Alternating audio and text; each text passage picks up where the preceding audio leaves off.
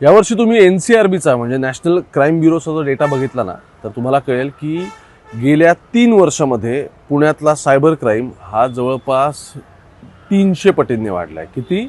300 पटींनी. आणि त्याचं उत्तम उदाहरण असलेली FIR आत्ता माझ्या हातात आहे. का? तर मी वारंवार या पुणे मेट्रोच्या कार्यक्रमातून सांगत असतो की सायबर क्राईम हा इतका इझी झालेला आहे आणि त्यातून पैसे रिकवर करणं हे सगळ्यात अवघड काम होऊन बसलं आहे. पोलिसांकडे आज अशा पद्धतीच्या यंत्रणा नाही आहेत.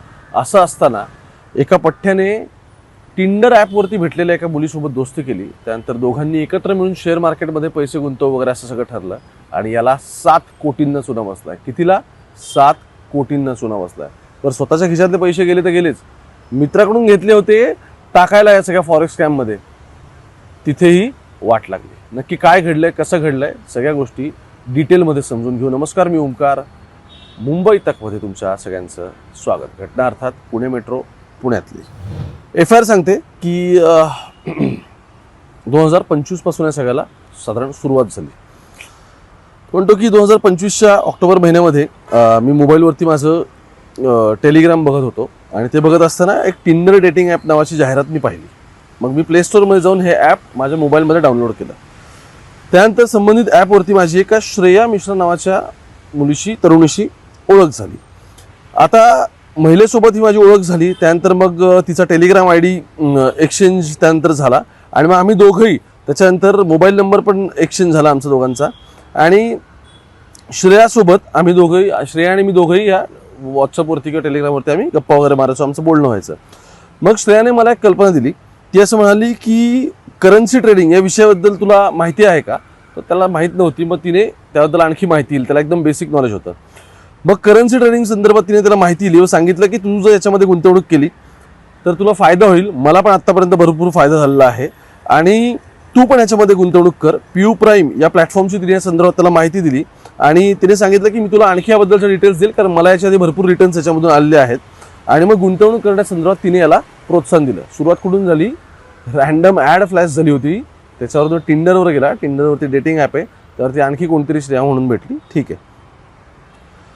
मग त्यानंतर पुढच्या महिन्यात श्रेयाने मला PU प्राईम ह्या प्लॅटफॉर्मची एक टेलिग्रामवरती लिंक पाठवली आणि संबंधित लिंक मी ओपन केली. साईट ओपन झाली. त्याच्यानंतर श्रेयाच्या सांगण्यानुसार मी इथे नाव, मोबाईल नंबर, पॅन कार्ड, त्यानंतर ईमेल ID वगैरे इत्यादी दुनियारी सगळी भरली त्याच्यामध्ये.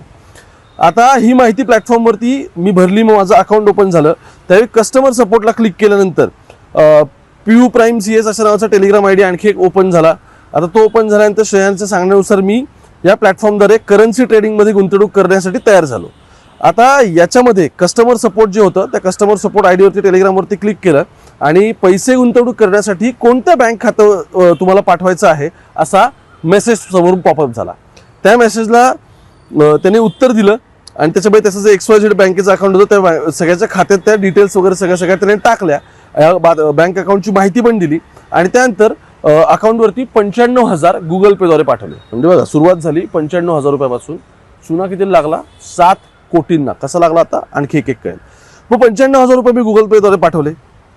ते माझ्या या प्लॅटफॉर्मवरचं जे PU प्राईम नावाचं प्लॅटफॉर्म आहे त्या अकाउंटवरती मला रिफ्लेक्ट होत होते की तुम्ही एवढे अमाऊंट दिलेत. तो आकडा इथे रिफ्लेक्ट होत होता. मग त्यानंतर तिच्या श्रेयाच्या सांगण्यानुसारच करन्सी ट्रेडिंगमध्ये हे पैसे मग मी त्यानंतर तिकडे वळवले आणि मग हे झाल्यानंतर काही वेळातच मला 18,000 रुपयाचा फायदा झाल्याचं दिसलं. मग श्रेयाने मला सांगितलं की तुला फायदा तू पैसे काढून घे आता. मग मी पैसे काढायला त्यानंतर गेलो. पैसे काढण्याची रिक्वेस्टसाठी मी त्या कस्टमरवरती सपोर्टवरती टाकलं. तिथे क्लिक केलं आणि त्यानंतर माझ्या बँक अकाउंट नंबरची माहिती त्यांनी मला विचारली. मग माझ्या बँक अकाउंटची आणखी ज्याच्यावरती पैसे मला पाहिजेत त्याची माहिती मी अकाउंटची शेअर केली आणि ते सांगितल्यानंतरच काही तासातच माझ्या अकाउंटवरती 17,000 रुपये जमा आले.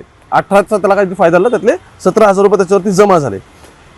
मी त्यानंतर मग हे जमा झाल्यानंतर माझा श्रेयावरती आणि या गुंतवणुकीच्या आणि ह्या सगळ्या PU प्राईम जे काही आहे नाव त्याच्यावरती माझा एकदम विश्वास बसला असं तो म्हणतोय आणि जास्त विश्वास बसला. त्यानंतर मी वेळोवेळी श्रेयाच्या सांगण्यानुसार करन्सी ट्रेडिंगमध्ये गुंतवणूक करण्यासाठी PU प्राईम CS या कस्टमर सपोर्ट टेलिग्राम IDवरती मिळालेल्या बँक खात्यावरती गुंतवणूक करून गेलो आणि मग ही एक एक गोष्टी पुढे गेल्या. मग तो म्हणतो की या प्लॅटफॉर्म अकाउंटवरती नंतर त्यांनी सगळी आता ही सगळी बँक खाती बघ किती खात्यांवरून पैसे टाकलेत त्याच्यावरती. मग तो म्हणतो की असं कालांतराने हळूहळू आणखी पैसे टाकत गेलो. त्याचे रिटर्न्स मला दिसू लागले. मग कधी मी काढायचो, कधी मी नाही काढायचो. असं करत करत ₹5,68,00,000 असल्याचं मला साधारण त्या अकाउंटवरती रिफ्लेक्ट होऊ लागलं काही दिवसानंतर. आता मला नंतर मधल्या काळात पैशांची गरज होती. पैशांची गरज असल्यामुळे मी रिक्वेस्ट पाठवली, तर ते म्हणाले की तुम्हाला 30% अमाऊंट काढता येईल आणि त्याच्यावर पण तुम्हाला टॅक्स लागेल. मग त्या सांगितल्याप्रमाणे मी पैसे जमा केले आणि या अकाउंटचे या अमाऊंटचे तुम्हाला 30% भरावे लागतील आणि प्लस टॅक्स लागेल असं त्यांनी सांगितलं. ठीक आहे, म्हणजे अमाऊंट जी आहे 5,68,00,000 ती काढण्यासाठी त्याला ₹1,11,986 असं टॅक्ससाठी भरावं लागतील सांगितलं. मग त्याने ते पैसे आणखी जमा केले. ठीक आहे, मग ते म्हटले की तुम्हाला एक्सचेंज फी मध्ये परत ₹1,13,05,000 भरावे लागतील आणि सदरचे पैसे भरले तर मग त्या संदर्भात त्यांनी त्याला वेगवेगळे कायदे सांगितले की नाही तुम्हाला तुमची अमाऊंट विड्रॉ करायची असेल तर फलाना अमाऊंट भरायचे. सो आधी 1,01,00,000 भरले, त्यानंतर परत 1,13,00,000 भरले. असं भरत त्याने 2 वेगवेगळ्या अकाउंटवर पैसे भरले. नंतर तो म्हटला की माझ्याकडे पैसे नव्हते म्हणून त्याचा आणखी एक मित्र आहे, त्या मित्राच्या अकाउंटवरून त्याने परत त्याचे 2 वेगवेगळे अकाउंट होते तिथून त्याने परत 3-3 लाख रुपये वेगवेगळ्या अकाउंटवरती पाठवले असतो म्हणतोय. आणि मग ही सगळ्या अकाउंटचे डिटेल्स त्यांनी दिले आहेत. आता वरील पैसे पाठवल्यानंतर मला त्यांनी गव्हर्नमेंट लेवीच्या नावाखाली 37 लाख रुपये परत एकदा भरण्यास सांगितले. हे पैसे परत भरले काढण्यासाठी परत 37 लाख रुपये भरले. त्यावेळी माझ्याकडे पैसे नाहीत आणि मी भरू शकत नाही असं मी श्रेयाला सांगितलं. मग श्रेयाने त्यानंतर माझ्याशी बोलणं थांबवलं आणि बोलणं थांबवल्यानंतर मला कळलं की या करन्सी ट्रेडिंगमध्ये गुंतवणुकीच्या नावाखाली माझी फसवणूक झालेली आहे आणि ह्याची अमाऊंट जवळपास 7 कोटींच्या वर आहे. 7,07,61,000 अशी ही सगळी अमाऊंट आतापर्यंत भरायला सांगितले आहेत. आणि या सगळ्या विरोधात मी इतके अकाउंट नंबर आहेत माझ्याकडे, या सगळ्याच तुम्हाला सांगतो, इतके अकाउंट नंबर वेगवेगळे की ज्या सगळ्यावरून हे पैसे पाठवण्यात आले. आणि फक्त इतकंच नाही तर जेव्हा काढायचे होते त्यावेळी परत आणखी त्याकडून जवळपास 2 ते 2.5 कोटी रुपये याच्यावर सगळ्यात टाकण्यात आले. ही फी ती फी आणि शेवटी 37 लाख रुपये आणखी मागितल्यानंतर ते 37 लाख रुपये तो भरू नाही शकला. त्यानंतर मग श्रेया म्हणाली टाटा गुड बाय आणि तिने त्याला ब्लॉक करून टाकलं.